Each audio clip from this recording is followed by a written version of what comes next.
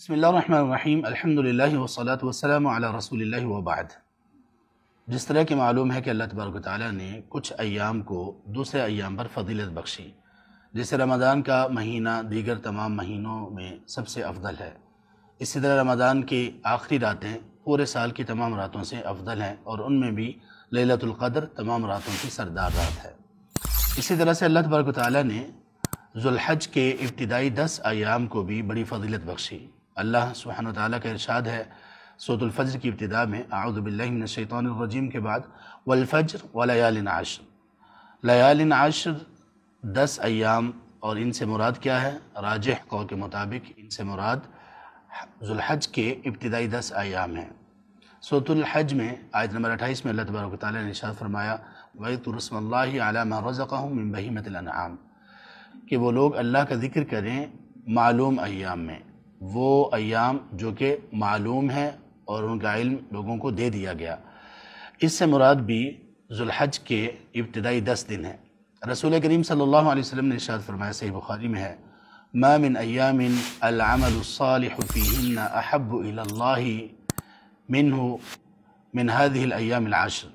دنوں میں سے کوئی بھی دن ایسے نہیں ہیں کہ جن میں کیا جانے والا نیک عمل اللہ تبارک و تعالیٰ کو بہت زیادہ محبوب ہو ان دنوں کے سوا۔ سب سے بہترین عمل کے اعتبار سے دن وہ ذو الحج کے دن ہیں۔ جس طرح سب سے بہترین اور سب سے افضل راتیں رمضان کی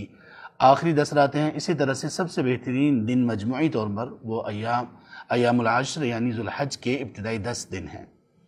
اللہ کے رسول صلی اللہ علیہ وسلم سے جب یہ بات سنی صحابہ رضی اللہ عنہم نے، صحیح بخاری میں یہ حدیث ہے،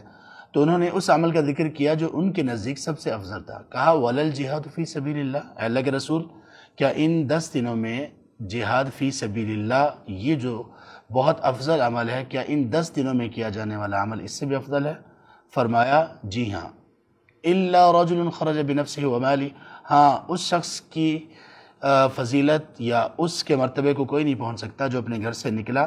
اپنی جان لے کر، اپنا مال لے کر، وَلَمْ يَرْجِعْ مِنْ ذَلِكَ بِشَيْءٍ، اور پھر اس میں سے کوئی چیز واپس نہیں آئی، یعنی اپنی جان بھی اللہ کی راہ میں قربان کر دی اور اپنا مال بھی اللہ کی راہ میں قربان کر دیا، ورنہ ان ایام میں کیے جانے والے عمل صالح کا کوئی مقابلہ نہیں۔